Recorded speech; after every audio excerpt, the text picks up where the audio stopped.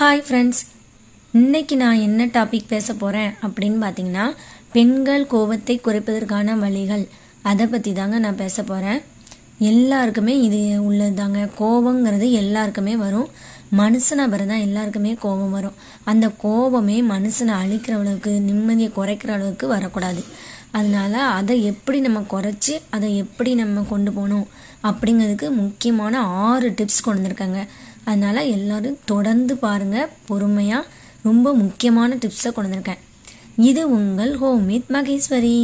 First tips, மூச்சை கவனித்தல்.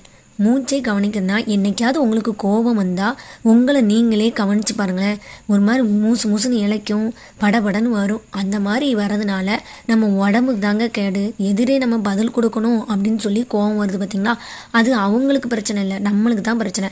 அதனால் இனிமேல் என்னைக்கு கோபப்பட்டாலும் உங்கள் ப்ரீத்திங் சென்ஸை கவனிச்சுக்கோங்க. அந்த நேரம் உங்களுக்கு ரொம்ப படபடப்பாக வருதுன்னா ஒரு 5 செகண்டு மூச்சை உள்ளே இழுத்து வெளியே விடுங்க. உங்களுக்கு மனசும் கோபமும் அமைதியாயிரும். இந்த வீடியோவை நீங்கள் முழுமையாக பார்க்க கீழே கொடுத்துருக்குற ப்ளே பட்டனை கிளிக் பண்ணுங்கள். லாங் வீடியோவில் முழுமையாக பார்க்கலாம்.